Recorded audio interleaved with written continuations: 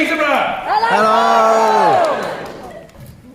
Do you know, this city, on the 23rd of June 2016, despite being told by the then Chancellor George Osborne that 500,000 jobs would go, despite the American President Obama coming and telling us we'd go to the back of the queue, despite big multinational businesses predicting ruin, despite the leaderships of the Labour and Conservative and Liberal Democrats telling us that Brexit would be a disaster, and despite all of that, 61% of people in Peterborough voted to leave on that day.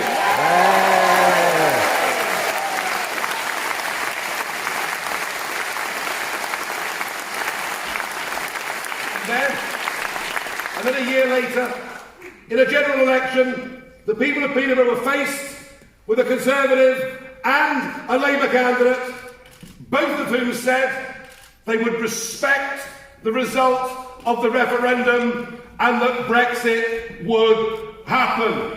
So once again, the people of Peterborough, trustingly believing what they were doing was right, voted for Brexit. And then, Thursday week back, in a European election that should never have happened, 38% of you voted for the brand new Brexit party, and we topped the polls here in Peterborough.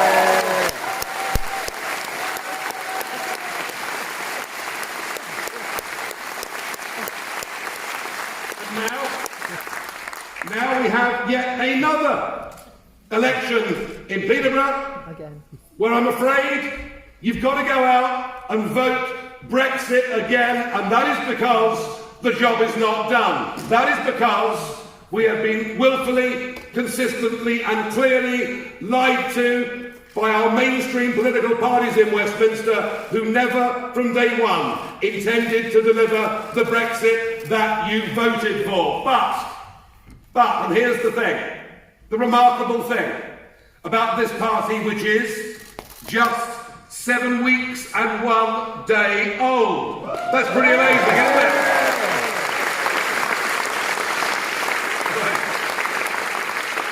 I have to say, you've been so busy, it feels a bit more like 7 years, Richard, doesn't it, really?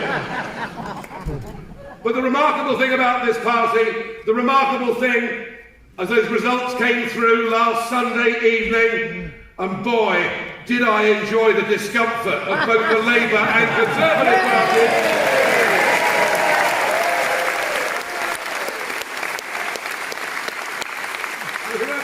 Whoever thought that a brand new party, fresh on the scene, could beat the two traditional parties combined, and yet we did it, and did it comfortably. I'm very proud of what happened last Sunday evening.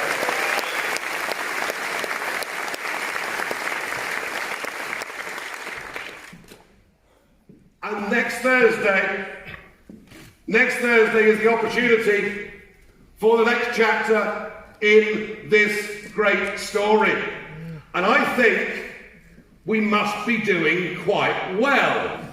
You see, I'm quite used to knowing when I'm doing well in politics, because when a former Prime Minister, in the shape of Gordon Brown, actually comes to Peterborough to speak to a huge audience. I think 60 people turned up to see him.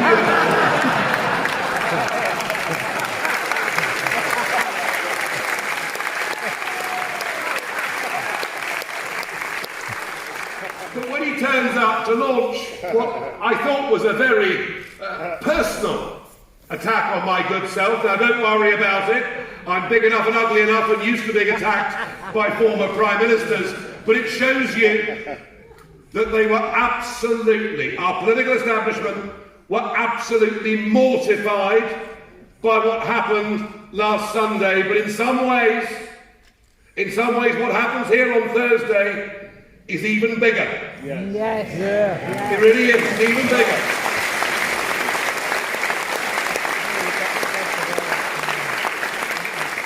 Now you may look at the Labour Party and you may say, aren't they in trouble? We have a daily public row that goes on between the Deputy Tom Watson and the leader Jeremy Corbyn. We have over 1,000 alleged complaints of anti-Semitism within the party that is now being looked at by the authorities. We can, if we want to, as Brexit Party believers and supporters, if we want to, we can allow ourselves to be complacent and say that it's all going to be very easy on Thursday, but it isn't. Because the Labour Party have a very, very good, well-honed by-election campaign machine. The Labour Party have been working this ground for many, many months as they, like all the rest of us, thought the last Member of Parliament would get sent packing and isn't. I have to say, there are very few things that have happened in British politics over the last few years that I approve of, but I do think recall petitions, as exercised here in Peterborough, are a first-class idea.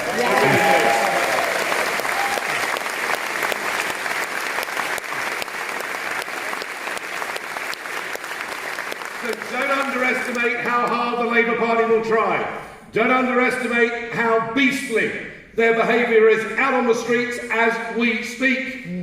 They're sinking to all the old tactics of throwing abuse against anybody that supports the Brexit Party. But then, in a sense, isn't that what the establishment have done every day since the 24th of June 2016? They talk down to us. They talk down to us. They think they're better than us. They think those of us that voted Brexit are all thick, stupid, lazy, fat, ignorant racists. And that's all a good dance.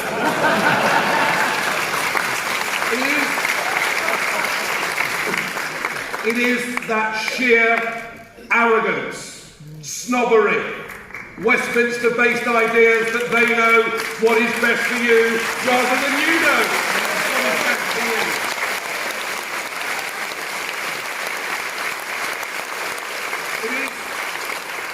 It is a complete reversal of the way politics and government in this country should work. They behave as if they're the masters and we are the servants, but the truth of it in democracy actually is that we are the masters and they should be the servants.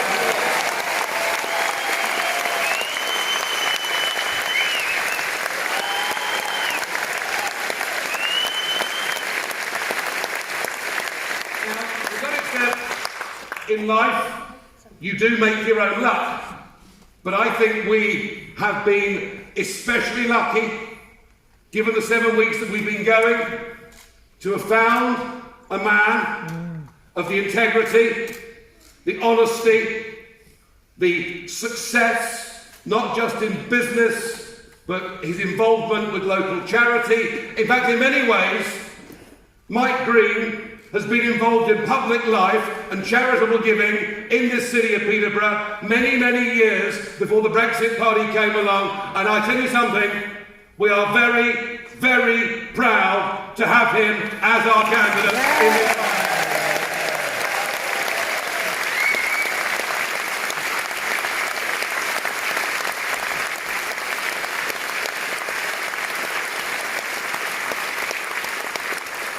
Mike isn't like your normal identikit career politician.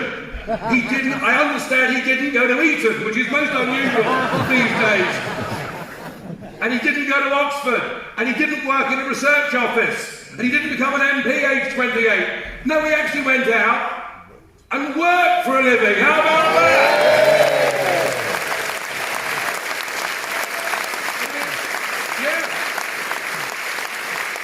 Yeah, he's a real person with real views and real beliefs. And I know something. I know that if next Friday morning, or afternoon probably, he walks in to the House of Commons to be sworn in as the first Brexit Party MP.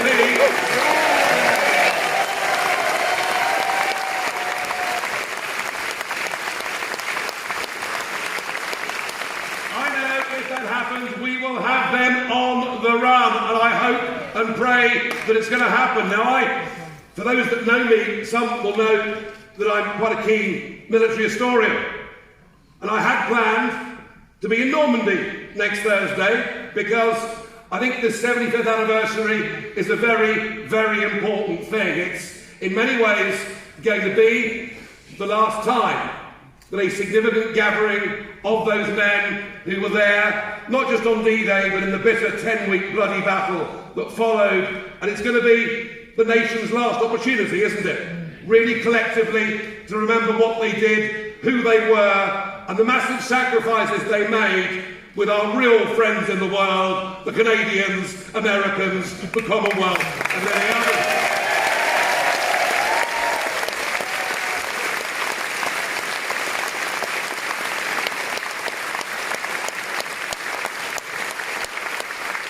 So I won't be there for D-Day, but I'll be in Peterborough for a very different kind of D-Day, because Thursday in Peterborough is Democracy Day. And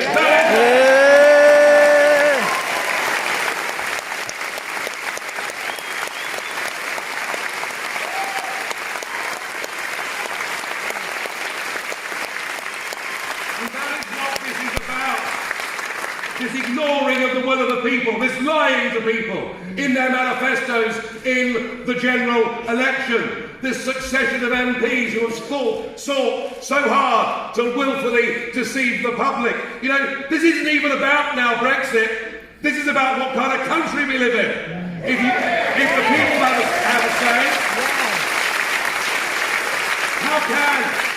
how can one of the oldest continuous parliaments in the world, a parliament that was called the mother of parliaments, if that parliament is allowed to overrule the democratic will of the people as freely expressed in that referendum, in the greatest democratic exercise in the history of our nation, if that is allowed to happen, what price democracy? What price liberty? What price freedom? And that is what we're